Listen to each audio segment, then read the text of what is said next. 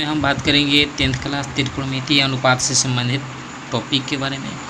तो जैसे कि इसमें ये होता है कि त्रिकोणमिति जो होता है त्रिभुज से संबंधित होता है। जैसे कि मान लीजिए समकोण त्रिभुज सभी त्रिभुजों से संबंधित नहीं होता है, सिर्फ त्रिकोणमितीय समकोण त्रिभुज से ही संबंधित होता है। ये समकोण त्रिभुज उसे कहते हैं कि जिस त्रिभुज में एक कोण 90 डिग्री का हो, मतलब ये कोण जो है हमारा 90 डिग्री का हो, जिसमें आधार हो और लंब हो, कर्ण हो। तो ये जो है हमारा कर्ण है और ये जो है ये क्या है, आधार है और ये जो है लंब है, ठीक है।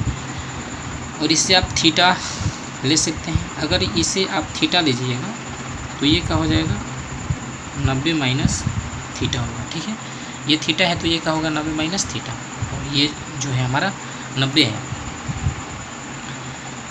क्योंकि अगर हम तीनों कोण को जोड़ेंगे तो 180 के बराबर हो जाएगा, ठीक है। चलिए इसे ऐसे आप प्रूव भी कर सकते हैं। जैसे मान लीजिए कि त्रिभुज ए और ये बी और ये क्या है, सी, त्रिभुज ए बी सी है। अगर त्रिभुज ए बी सी के तीनों कोण जोड़ेंगे तो क्या होगा, 180 होना चाहिए। जैसे कि आप लिखेंगे कोण ए प्लस कोण बी प्लस कोण सी बराबर 180। चलिए इसे हमें प्रूव करना है। मान लीजिए समझने के लिए ए की जगह पे क्या है, लिख देंगे 90 माइनस थीटा, प्लस बी कितना है, 90 है क्योंकि ये समकोण है। सी कितना है, थीटा है, थीटा लिखेंगे। अब देखेंगे इसे 180 आता है, थीटा थीटा तो कट गया, 90 90 180, और ये जो है 180 है। तो आप इसे ध्यान रखिएगा कि अगर ये कोण थीटा है तो ये क्या हो जाएगा, 90 माइनस थीटा। अब इसे मान लीजिए कि इसका एक एग्जाम्पल देते हैं। जैसे मान लीजिए कि ये एक समकोण त्रिभुज है, ये एक समकोण त्रिभुज है, ये भी एक समकोण त्रिभुज है। चलिए अब ये तो हमारा समकोण है, ये इसमें समकोण हो गया, ये इसमें समकोण हो गया। अगर ये कोण मान लीजिए कि 60 डिग्री है तो ये कोण कितना हो जाएगा, 90 माइनस 60 यानी कि 30। आपको समझ में आ गया होगा यहाँ से कि 90 माइनस थीटा है तो 90 माइनस 60 होगा, क्योंकि थीटा जो है कितना है, 60 है। तो यहाँ से 90 माइनस 60 करेंगे थीटा तो क्या बचेगा, 30। ये 90 60 30 तीनों जोड़ेंगे तो 180 आ जाएगा। इस तरीके से मान लीजिए कि अगर ये कोण 10 है तो इसे लिख सकते हैं 90 माइनस 10, जो कि ये कितना हो जाएगा, 80 80 10 90 और 90 180। अगर ये कोण हमारा 90 डिग्री है तो अगर ये कोण मान लीजिए कि हमारा 20 डिग्री है तो इसे लिख सकते हैं इस कोण को 90 माइनस 20, जो कि 70 70 20 90 और ये 90 180। तो उम्मीद करता हूँ कि इस चीज़ को आप समझ गए होंगे। आप देखिए आगे देखते हैं। त्रिकोणमिति शब्द जो है त्रिकोणमिति शब्दों से बना हुआ है। जैसे त्रिकोण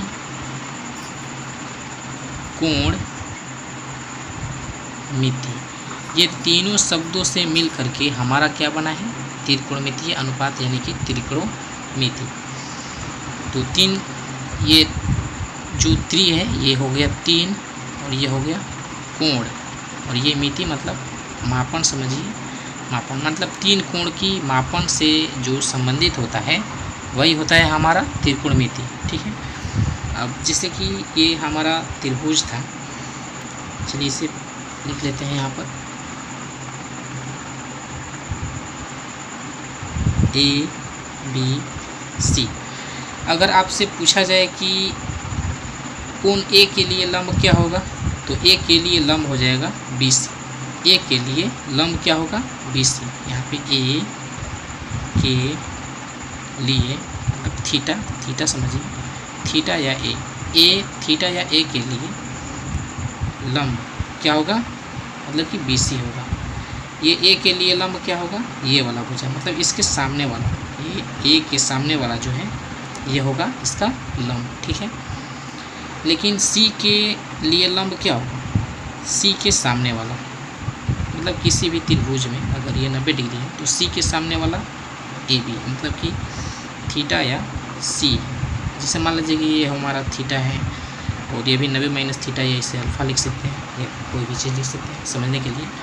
तो थीटा जैसे कि यहाँ पे लिखेंगे सी के लिए लंब, तो सी के लिए लंब क्या होगा, AB होगा, ठीक है। अब देखें यहाँ पर बी नहीं, ए आ जाइए। ए के लिए लंब हो गया हमारा BC और सी के लिए लंब क्या हो गया AB, ठीक है। मतलब ए सी के सामने वाला लंब ए के सामने वाला लंब, और सी के जो संलग्न होता है ये होता है हमारा संलग्न भुजा, और ए के ये सम्मुख भुजा, सी के सम्मुख भुजा। तो सम्मुख भुजा जो है लंब होता है और संलग्न भुजा जो है ये होता है हमारा आधार। तो सी के लिए ये हो गया आधार, ठीक है। इस चीज़ को हम आधार लिख सकते हैं, और ए के लिए ये हो गया आधार, लेकिन सी के लिए ये लंब है और ए के लिए ये वाला लंब है। इस चीज़ का ध्यान रखिएगा। तो ऐसे हम लिख सकते हैं कोण सी के लिए आधार, तो सी के लिए आधार क्या होगा BC होगा, और ए के लिए आधार क्या होगा कोण ए के लिए आधार। तो ए के लिए आधार क्या हो जाएगा, तो AB हो जाएगा, ठीक है। इस चीज़ को आप ध्यान रखिएगा। अब देखिए क्या होता है कि इसमें फार्मूला होता है, जैसे कि फार्मूला होता है हमारा, इसका एक शॉर्टकट ट्रिक है sine theta cos theta, sine theta cos theta, आगे लिख देंगे यहाँ पर हम टेन थीटा, ठीक है। Sine theta cos theta tan theta, यहाँ पर होता है कॉसेक थीटा सेक थीटा, ये हो जाएगा हमारा कॉट थीटा, ठीक है। अब देखिए साइन थीटा बराबर क्या होता है, कॉस थीटा बराबर क्या होता है, टेन थीटा बराबर क्या होता है, कॉसेक थीटा बराबर क्या होता है, सेक थीटा बराबर क्या होता है, और कॉट थीटा बराबर क्या होता है। देखिए इसका एक शॉर्टकट होता है फार्मूला, जिससे कि यहाँ पर हम लिख लेते हैं लाल बट्टा।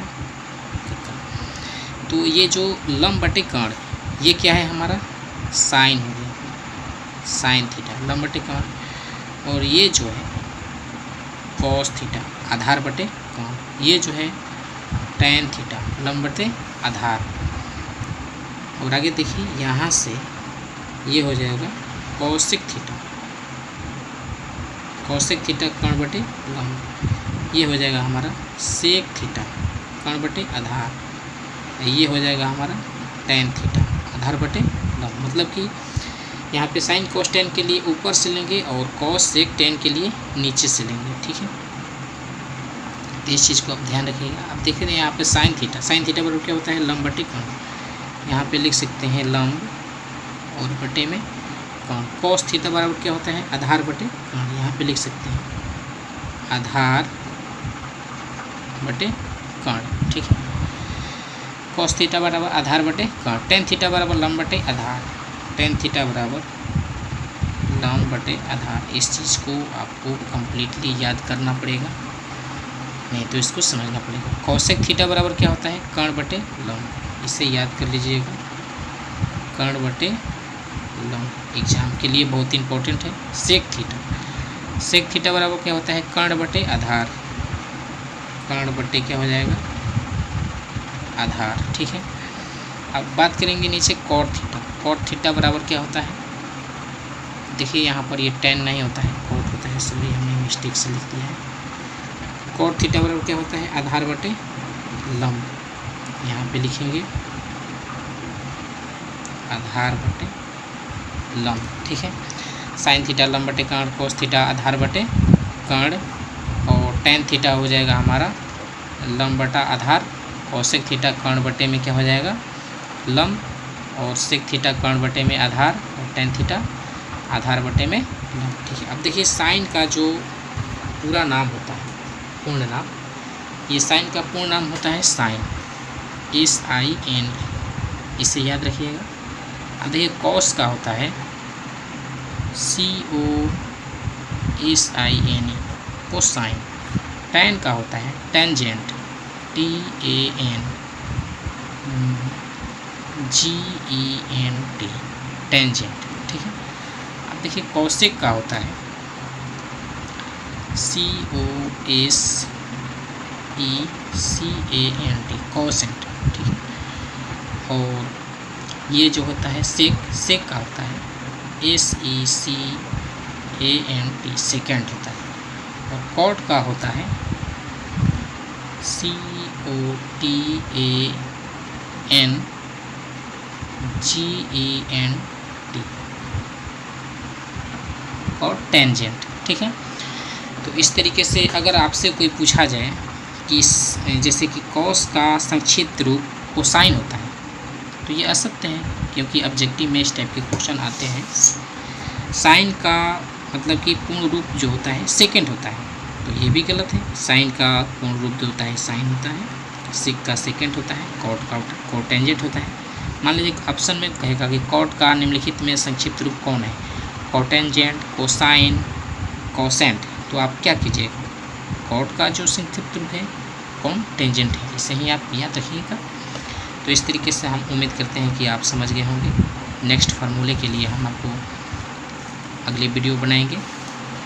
ये जो फार्मूला है आप इसे याद कर लीजिएगा, बहुत ही इम्पोर्टेंट फार्मूला है ये सब। अगर आपको इस फार्मूले में कोई प्रॉब्लम हो तो हमें नीचे कमेंट लिखे ज़रूर।